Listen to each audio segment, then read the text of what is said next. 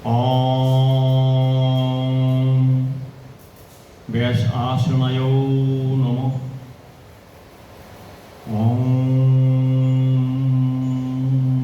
भगवते व्यासाय नमः। ॐ नमो भगवते वासुदेवाय। ॐ पुराण पुरुषोत्तमाय नमः।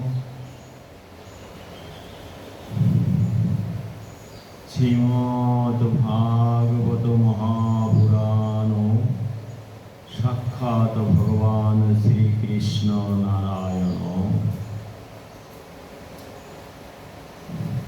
जय जय श्रीमद्भागवत महापुराण प्रेमानंदे।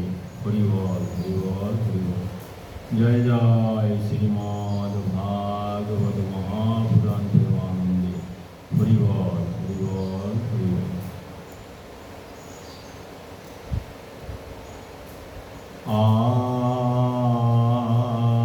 कृष्ण निर्गम त्रिंशद्वर्षाधिगते कलो नवमित नभस्य च।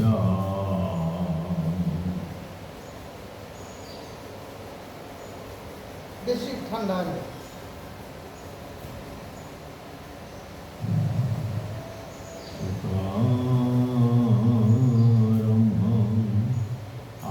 কৃষ্ণ নির্গম ত্রিংশত বর্ষাধিগতে কলৌ নবমিত কৃষ্ণ নির্গম ত্রিংশত বর্ষাধিগতে কলৌ নবমিত নভস্য চ সুকরম্যং করবা। ভগবান শ্রীকৃষ্ণ যখন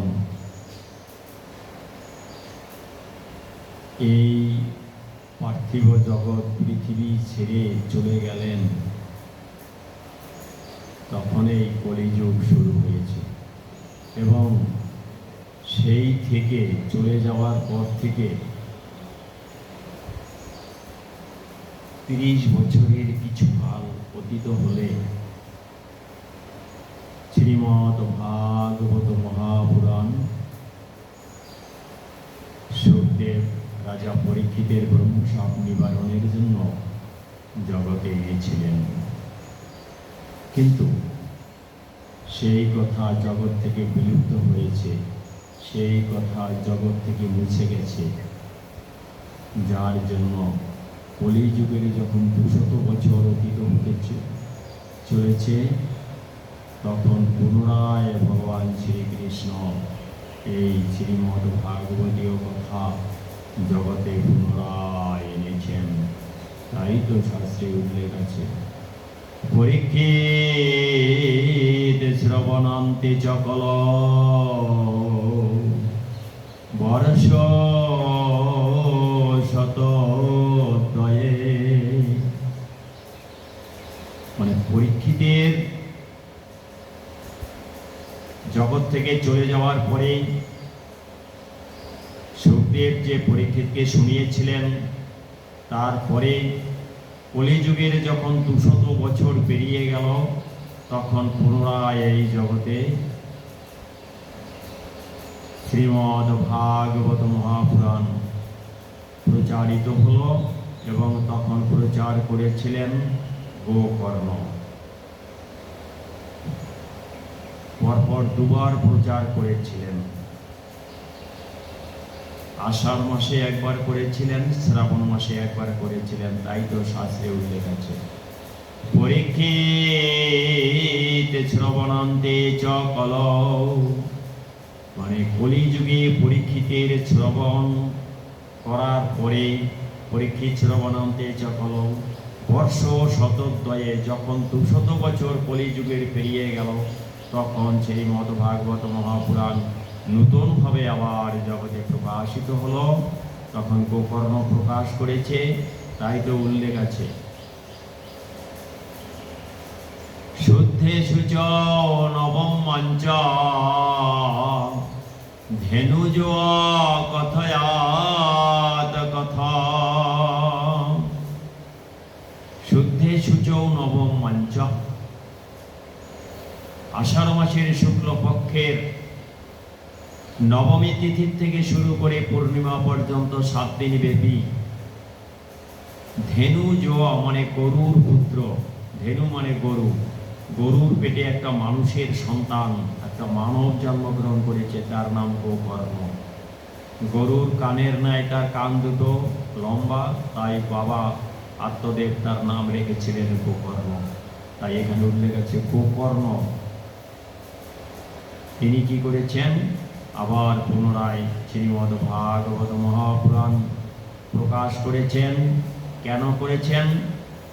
সেই গোকর্ণের 3 মাসের বড় ভাই অর্থাৎ আত্মদেবের স্ত্রীর সন্তান, স্ত্রী বললেও ভুল হবে, স্ত্রী অন্য জায়গার থেকে সন্তানটাকে এনেছে, তাই ওটা 3 মাসের বড় ছিল।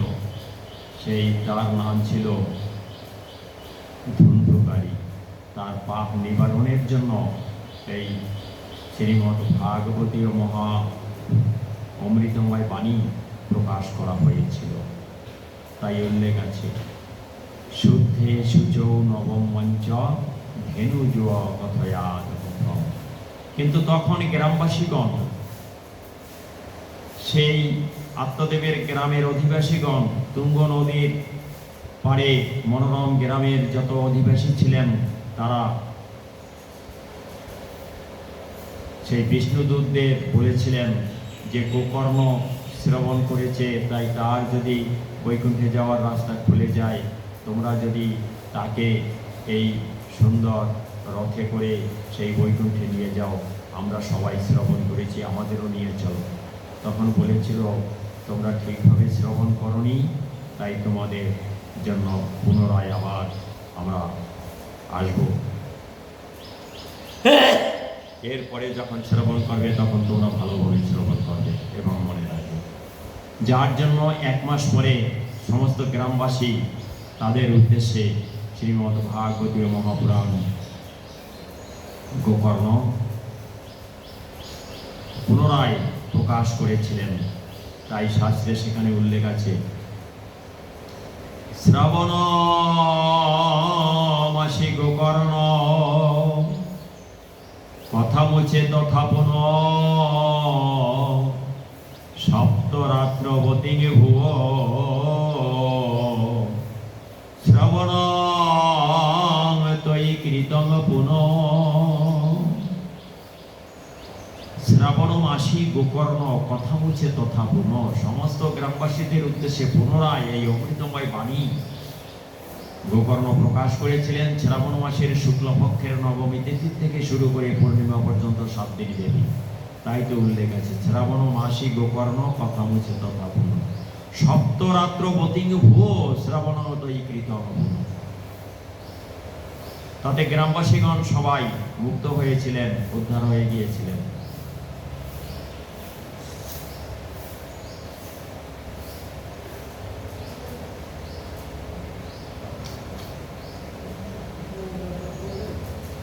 কিন্তু সেই কথাও জগৎ থেকে বিলুপ্ত হয়েছে, সেই কথাও জগতে আর নেই। ভগবান শ্রীকৃষ্ণ দেখলেন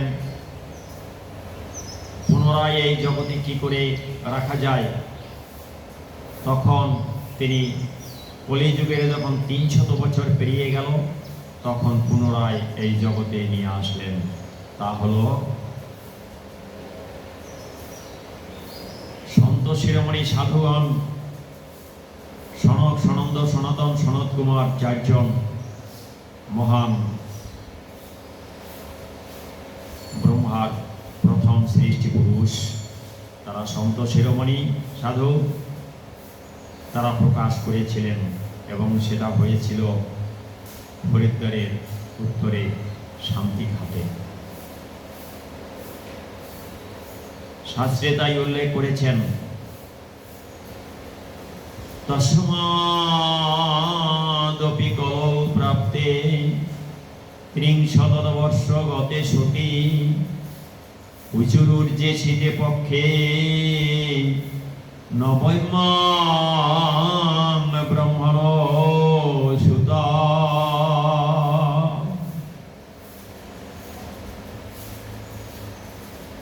তস্মাদপি কলৌ প্রাপ্তে ৩০০ বর্ষ গতে সতি।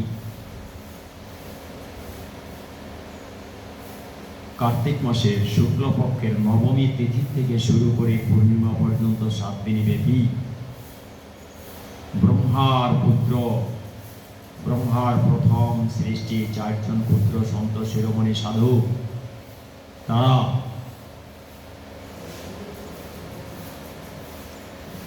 হরিদ্বারের উত্তরে সেই শান্তি ঘাটে শ্রীমদ্ ভাগবত মহাপুরাণ এর অমৃতময় বাণী প্রকাশ করেছিলেন, জ্ঞান এবং বৈরাগ্যকে তাদের পূর্বদেহ ফিরিয়ে দেওয়ার জন্য। তাই শাস্ত্রী উল্লেখ করেছেন, তস্মাদপি কলৌ প্রাপ্তে ৩০০ বর্ষ গতে সতি। উচুরুর্জে শীতে পক্ষে নবমাং ব্রহ্মণ সুতা, মানে ব্রহ্মার পুত্র 4 জন।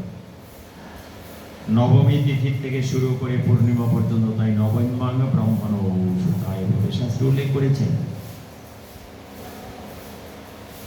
এই যে শ্রীমদ্ ভাগবত মহাপুরাণ জগতে বারবার প্রকাশিত হয়েছে, এর কারণটা হলো ভগবান শ্রীকৃষ্ণ যখন জগৎ ছেড়ে চলে যাচ্ছেন, তখন তার প্রিয় ভক্ত, প্রিয় শিষ্য, প্রিয় সখা উদ্ধব বলেছিলেন, প্রভু তুমি জগৎ থেকে চলে গেলে জগৎবাসী দুঃখ দুর্দশা যখন অনুভব করবে, তখন কে তাদের রক্ষা করবে? ভগবান শ্রীকৃষ্ণ বলেছিলেন, শ্রীমদ্ ভাগবত মহাপুরাণ এর বাক্যরূপ দেহ, এর মধ্যে শব্দময় দেহ হয়ে আমি জগতে অবস্থান করব। শ্রীমদ্ ভাগবত মহাপুরাণ রূপে আমি জগতে অবস্থান করব, কথারূপ দেহ নিয়ে আমি জগতে অবস্থান করব। যার জন্য তিনি বারবার এইভাবে শ্রীমদ্ ভাগবত মহাপুরাণ জগতে রেখে গেছেন। এই শ্রীমদ্ ভাগবত শ্রবণ করলে কি হবে? কলির সমস্ত পাপ বিনষ্ট হয়ে যাবে। কলির সমস্ত রকমের যে অঘটন আমাদিগকে কলি যে বিভিন্ন সেই অধর্ম পথে চালনা করে, আমাদের ভিতরে পাপ সঞ্চিত হয়, আমরা অপরাধে যুক্ত হয়ে যাই, এই অপরাধ থেকে মুক্ত করার জন্য ভগবান শ্রীকৃষ্ণ এইভাবে শ্রীমদ্ ভাগবত মহাপুরাণ হয়ে আমাদের জন্য এই জগতে সদা সর্বদা থাকবেন, এভাবে কথা দিয়েছিলেন। শাস্ত্রে তাই উল্লেখ আছে কত সুন্দর, যে কলির যুগে আমরা সবাই মুক্ত থাকবো এটা শ্রবণ করলে, পাঠ করলে, স্পর্শন করলে, দর্শন করলে, পূজা করলে, এভাবে উল্লেখ করেছেন। তাই কত সুন্দরভাবে করে বলেছেন।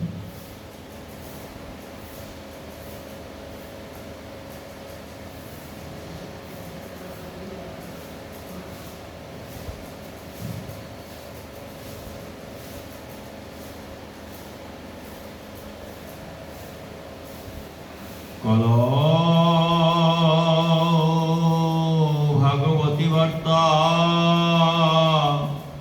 ভবরোগ বিনাশিনী।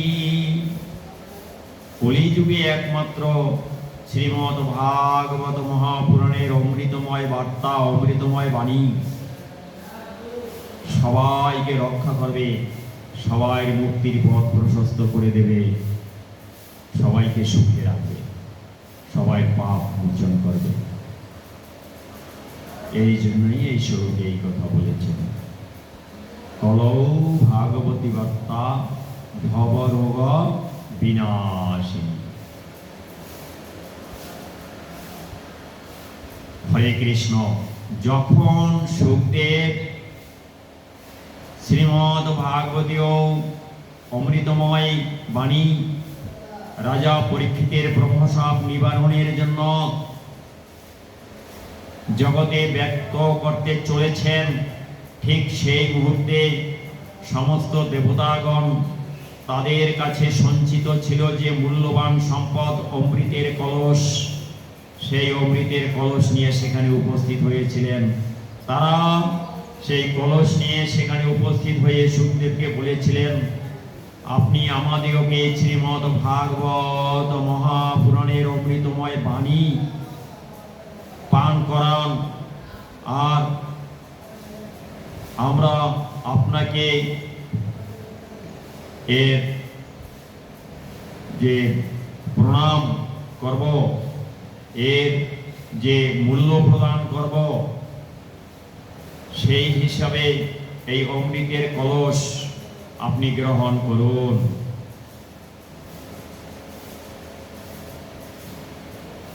তা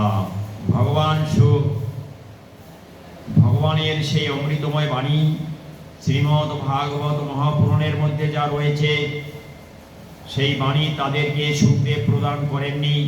সুখদেব বলেছিলেন, এই অমৃতময় বাণী কোনো অর্থ দ্বারা ক্রয় করা যায় না, এই অমৃতের কলস দ্বারাও এই বাণী ক্রয় করা যাবে না। অতএব তোমরা এই কলস নিয়ে এখান থেকে চলে যাও।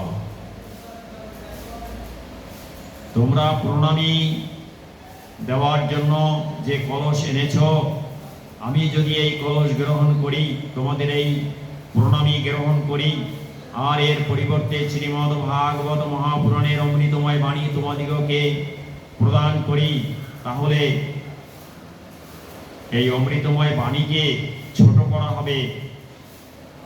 ভাগবত মহাপুরাণের যে কথা অমৃত, তা বিক্রয় হয়ে যাবে, কিন্তু এই বিক্রয়ের জিনিস নয়, এ ছোট জিনিস নয়।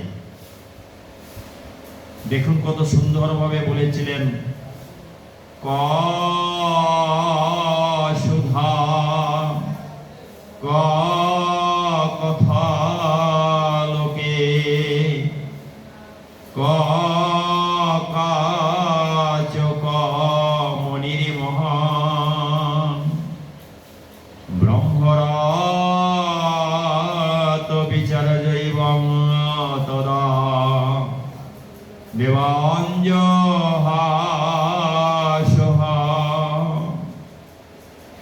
বলেছিলেন, ক সুধা ক কথা লোকে। কোথায় তোমাদের অমৃতের কলস, তোমরা যা প্রণামীর জন্য নিয়ে এসেছ, এর বিনিময় আমি দিতে চলেছি, সে হচ্ছে অমৃতময় বাণী, কথারূপ অমৃত শ্রীমদ্ ভাগবত মহাপুরাণ।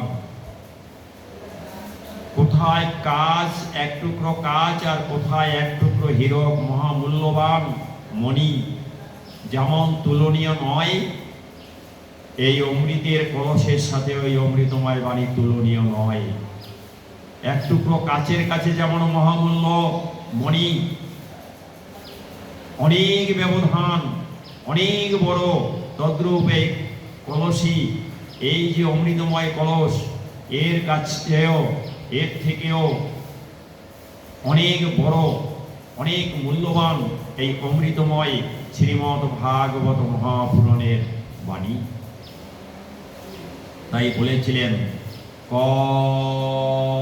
সুধা ক কথা লোকে ক কাচ ক মনির মহান ব্রহ্মরাত বিচার জৈব। ব্রহ্মবিদ্যায় পারদর্শী, তত্ত্বজ্ঞানে ভরপুর সুখদেব তাকে উল্লেখ করে বলেছেন, ব্রহ্মরাত বিচার জৈবং। তিনি বিচার করে দেখলেন, তিনি মনে মনে ভাবলেন, এটা সম্ভব নয়, এর বিনিময়ে এই কথা প্রদান করা যায় না। তাই দেবতাদের কথা তিনি হেসে উড়িয়ে দিয়েছিলেন এবং দেবতাদের সেখান থেকে উঠিয়ে দিয়েছিলেন। তাই বলেছিলেন, দেবাঞ্জ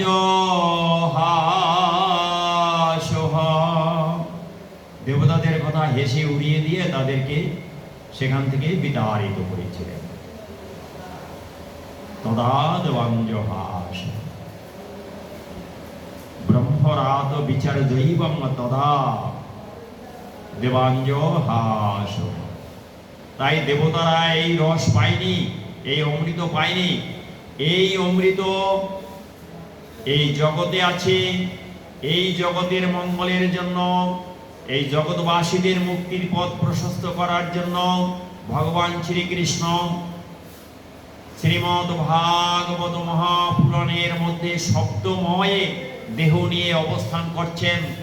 আর এই শব্দময় দেহের মধ্যে যে বাণী প্রকাশিত হচ্ছে, সেই বাণী তা হচ্ছে অমৃত। এই অমৃত হচ্ছে শ্রীমদ্ ভাগবত মহাপুরাণ রূপ অমৃত। এই অমৃত স্বর্গরাজ্যে নেই, দেবরাজ্যে নেই, ইন্দ্র রাজ্যে নেই, কোন লোকে নেই, ব্রহ্মলোকে নেই, শিবলোকে নেই, সত্যলোকে নেই। একমাত্র এই পার্থিব লোক, এই পৃথিবীর জনগণের মঙ্গলের জন্য এখানে ভগবান শ্রীকৃষ্ণ ব্যক্ত করেছেন তার দেহ। এখানে তিনি শব্দময় করে, বাক্যময় করে শ্রীমদ্ ভাগবত মহাপুরাণের মধ্যে রেখেছেন। তাই তো উল্লেখ আছে, দেখুন কোথাও নেই, এই জগতে আছে। কত সুন্দরভাবে বলেছে, স্বর্গে সত্যে চ কৈলাসে বৈকুণ্ঠে নাস্ত্যয়ং রস। স্বর্গলোক, সত্যলোক, কৈলাস এবং বৈকুণ্ঠে এই রস নেই, এই অমৃতময় বাণী নেই। স্বর্গে সত্যে চ কৈলাসে, স্বর্গ, সত্যলোক এবং কৈলাস, বৈকুণ্ঠে নাস্ত্যয়ং রস, এবং বৈকুণ্ঠেও এই রস নেই। নাস্তি মানে নেই, নাস্ত্যয়ং রস, এই রস নেই, এই অমৃতময় বাণীরূপ শ্রীমদ্ ভাগবত মহাপুরাণ নেই, একমাত্র এই জগতে আছে। অতপিবন্তু সদ্ভাগ্য, অতএব সদ্ভাগ্যবান শ্রোতাবৃন্দ, শ্রোতৃবৃন্দ, তোমাদের উদ্দেশ্যে বলছি, অতপিবন্তু সদ্ভাগ্য মামুঞ্চত কর্হিষি। তোমরা আকণ্ঠ পান করো যতক্ষণ পর্যন্ত শ্রীমদ্ ভাগবত মহাপুরাণ প্রকাশিত হয়, ততক্ষণ পর্যন্ত তোমরা স্থান ছেড়ে যেও না, পান করতে থাকো, অর্থাৎ শ্রবণ করতে থাকো, শ্রবণ করতে থাকো, শ্রবণ করতে থাকো। কখনো ছেড়ে যেও না, ছেড়ে যেও না, ছেড়ে যেও না।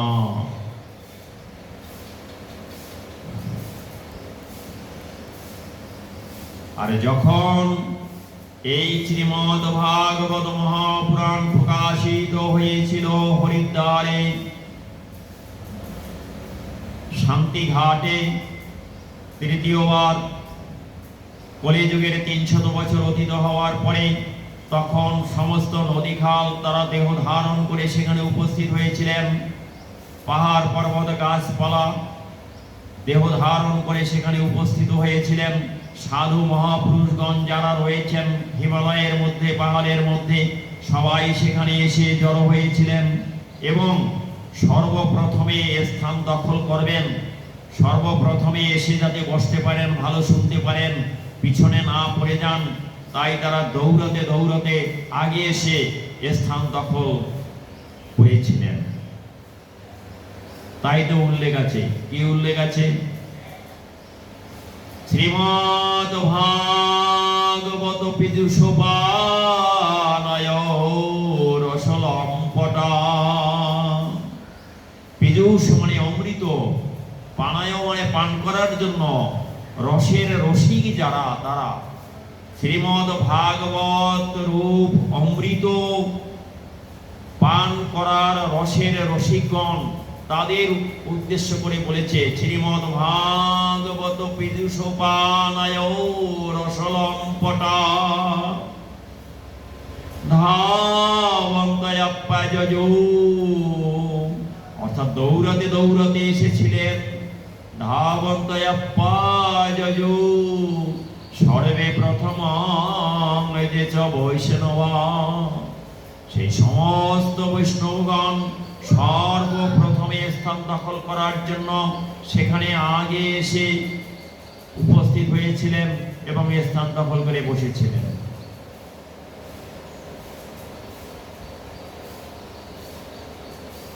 অতএব এই জগতের জন্যই রয়েছে। এখানে আমাদিগকে এই জগতের সমস্ত সন্তানদের ভগবান মুক্তির জন্য এই অমৃত এখানেই রেখেছেন। শ্রীমৎ ভাগবত মহাপুরাণ রূপ বাক্যরূপ দেহ ভগবানের, সেই দেহের যে বাক্যরূপ যে কথা, যে বাক্যরূপ যে অমৃত, তা এই জগতে রয়েছে। অতএব শ্রীমৎ ভাগবতের কথা শব্দময় দেহ, তা হচ্ছে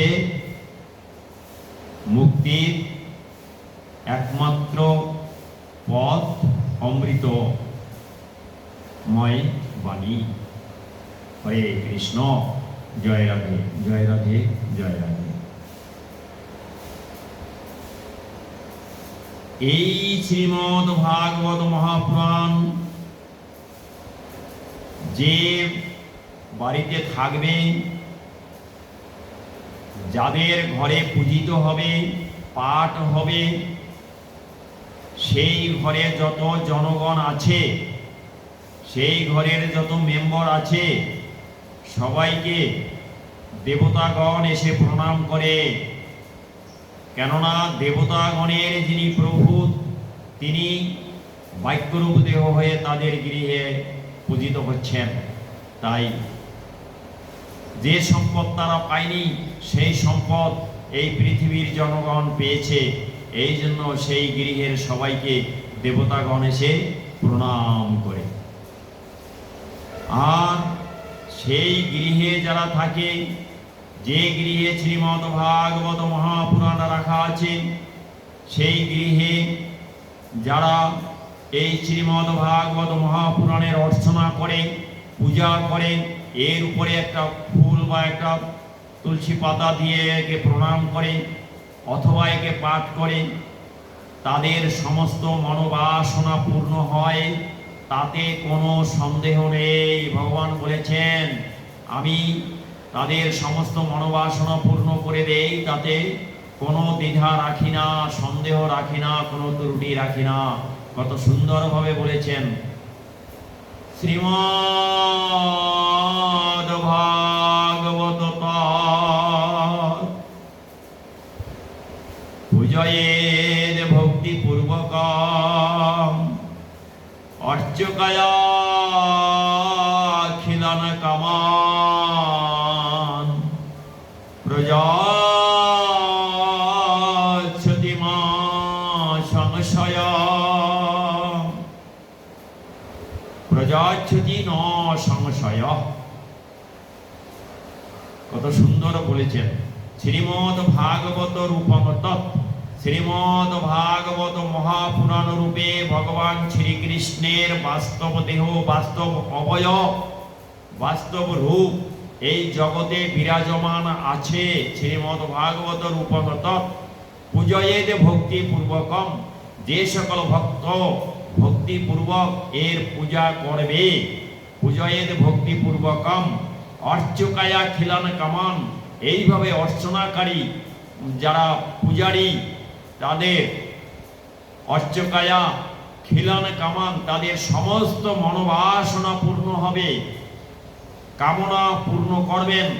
খিলান কামান প্রজাচ্ছতি ন সংশয়, তাতে কোনো সন্দেহ নেই, কোনো দ্বিধা নেই। এটা ভগবান শ্রীকৃষ্ণের নিজ মুখ নিশ্চিত বাণী। ভগবান শ্রীকৃষ্ণ কি বলেছেন?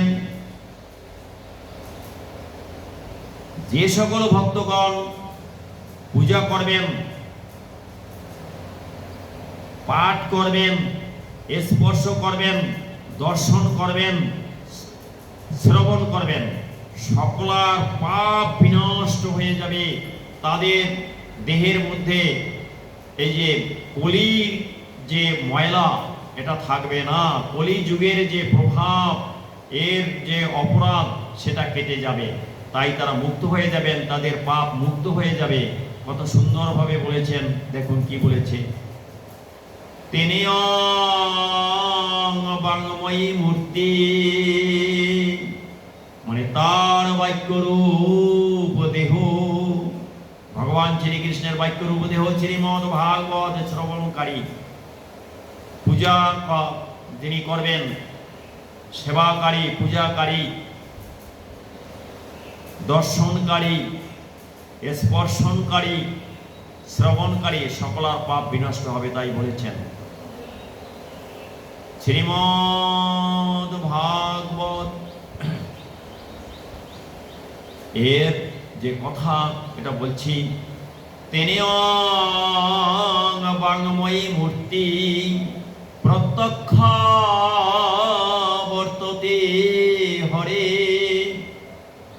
প্রত্যক্ষ রূপে, বাস্তব রূপে উপস্থিত হয়ে তিনি যা করেন তা হচ্ছে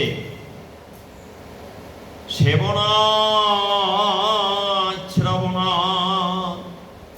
যারা পূজা পাঠ করেন, সেবনাথ মানে পূজা করা, শ্রবণাথ যারা শ্রবণ করেন, সেবনাথ শ্রবণাথ, পাঠাৎ দর্শনাথ পাঠ করেন, দর্শন করেন, স্পর্শন করেন, তাদের পাঠাৎ দর্শনাথ পাপনাশিনী, তাদের সকলার পাপ বিনষ্ট হয়ে যায়, পাপ থাকে না, তারা মুক্ত হয়ে যায়। আমরা নদীতে চান করলে যেমন দেহের ময়লা দূরীভূত হয়, শ্রীমদ ভাগবত মহাপুরাণের অমৃতময় বাণী পান করলে দেহের ভিতরের যে ময়লা আছে, কলির প্রভাব যা আছে, যা সেই অপরাধ জমা, পাপ জমা, সেই পাপ থেকে আমরা মুক্ত হতে পারি, ভিতর আমাদের পরিষ্কার হয়ে যায়, মন পরিষ্কার হয়, আত্মা শুদ্ধ হয়ে যায়। এই শ্রীমদ ভাগবত মহাপুরাণ সারা জীবনে যারা শ্রবণ করেনি, জন্মার পর থেকে মৃত্যুর পূর্ব পর্যন্ত হয়তোবা কোনো আসরে যেখানে পণ্ডিতগণ পাঠ করেন সেখানে তারা যায়নি, অথবা কোনো কীর্তন আসরে যায়নি, কোনো তীর্থক্ষেত্রেও ভ্রমণ করতে যায়নি, কোনো মন্দিরে গিয়েও কোনো দক্ষিণা বা প্রণামীয় প্রমাণ করেনি, তাদের মৃত্যু সময়, তাদের শেষ জীবনের শেষ লগ্নে, সেই অন্তিম লগ্নে যদি তাদেরকেও একটু শ্রবণ করিয়ে দেওয়ার সুযোগ করে দেওয়া যায়, শ্রবণ করানোর একটু সুযোগ করানো যায়, যে শ্রীমদ ভাগবত একটু শ্রবণ করুক, তাতেও তাদের মুক্তির পথ প্রশস্ত হয়ে যাবে। সারা জীবনে শোনেনি, সারা জীবনে কোনো খেয়ালই করেনি যে এই জগৎ ছেড়ে তাদের চলে যেতে হবে, কিন্তু জগৎ ছেড়ে যাওয়ার পূর্ব মুহূর্তে যদি তাদেরকে শ্রীমদ ভাগবতীয় মহাপুরাণের কথা শ্রবণ করানো যায়, তাতেও তাদের বৈকুণ্ঠে যাওয়ার রাস্তা খুলে যাবে, তারা বৈকুণ্ঠের অধিবাসী হতে পারবেন। তাই এ হলো ট্রেনের তৎকাল টিকিট। তৎকাল টিকিটের অর্থ হচ্ছে যে ব্যক্তি 24 ঘন্টার মধ্যে টিকিট করে, রিজার্ভেশন করে দূরপাল্লার ট্রেনে যেতে পারে। মনে করুন কোনো এক ব্যক্তি, তাকে তার কোনো রিলেটিভ, আত্মীয়, সে এখন তো মোবাইলের যুগ, মোবাইল করে বলেছে পিসামশাই বা মেসোমশাই আমরা আগামী দিন বৃন্দাবন যাচ্ছি, তখন তার মনে একটু বাসনা জাগতে পারে, আহারে যদি আগে আমাকে জানাতিস, আমি একটা টিকিট করে রাখতাম, কিন্তু 1 মাস আগে বা তারও আগে টিকিট করে তারপরে সেই বৃন্দাবনে যেতে হয়, আমি কি করে যাব, এখন এমন একটা সময় জানিয়েছিস, আমি তো যেতে পারবো না। কিন্তু আমাদের ভারত সরকার একটা নিয়ম করেছে, সেও যেতে পারবে, সেই রিলেটিভ যে আত্মীয় তাদের সাথেই যেতে পারবে। তৎকাল টিকিট, অনেক বেশি টাকা দিয়ে টিকিটটা করতে হবে, তৎকাল কোটা আছে, সেই টিকিট করে তারাও একই সাথে বৃন্দাবনে যেতে পারবে। তদ্রূপ যে ব্যক্তি সারা জীবনে শ্রীমদ্ ভাগবত মহাপুরাণ শ্রবণ করেনি, কীর্তনের আসরে যায়নি, কোনো পূজা পাঠ বা মন্দিরে গিয়েও কোনো দক্ষিণা প্রদান করেনি, প্রণামী প্রদান করেনি, তাদেরও সেই অন্তিম লগ্নে, শেষ মুহূর্তে, জীবন অবসানের সেই চরম যে মুহূর্তটা, সেই মুমুক্ষু অবস্থায়, তখনও যদি তাকে একটু শ্রীমদ্ ভাগবত মহাপুরাণ কোনো পণ্ডিত ব্যক্তিকে এনে শ্রবণ করানো যায়, তাতেও তার বৈকুণ্ঠে যাওয়ার রাস্তা খুলে যাবে। তাই তো শাস্ত্রে উল্লেখ করেছেন, মেনিরে ভগবত রূপং শাস্ত্র ভাগবতং কল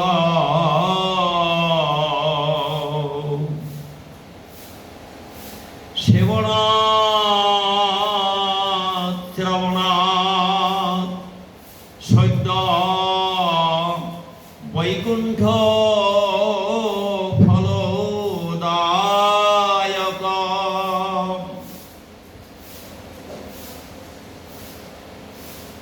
মেনিরে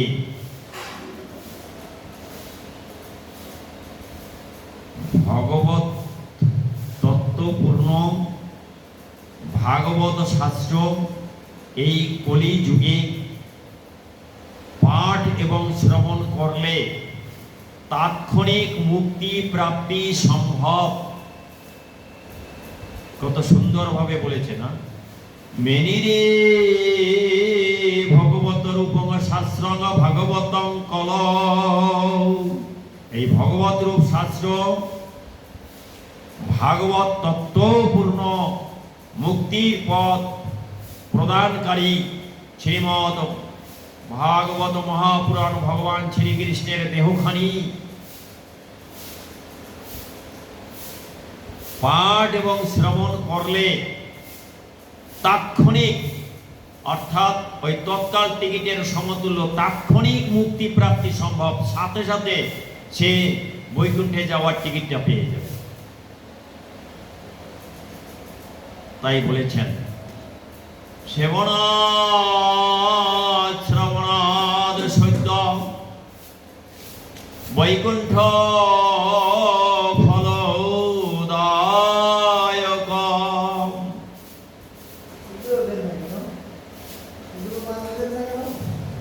বৈকুণ্ঠের ফল প্রাপ্ত হয়ে যাবে, বৈকুণ্ঠের ফল সে পেয়ে যাবে।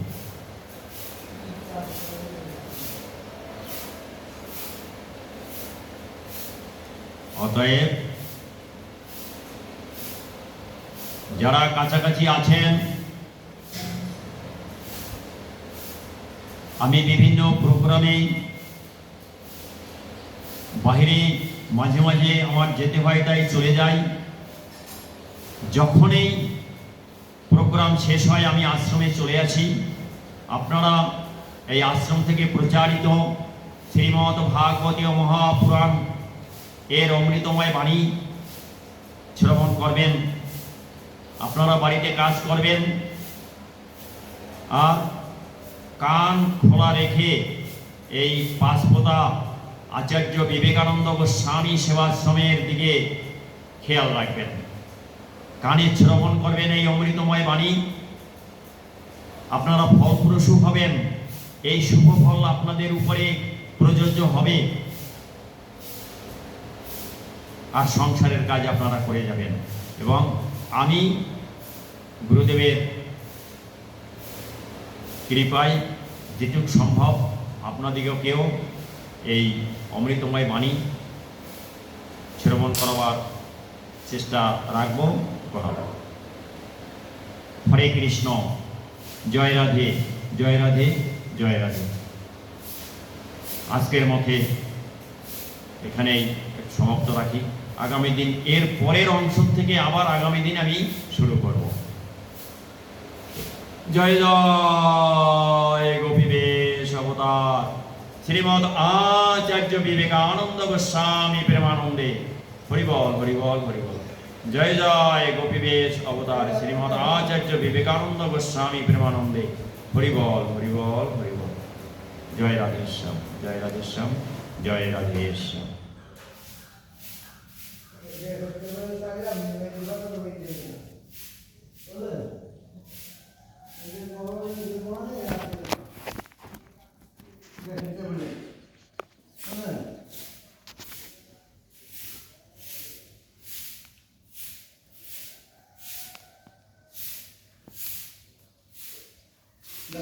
ফুল টুল দেবেন।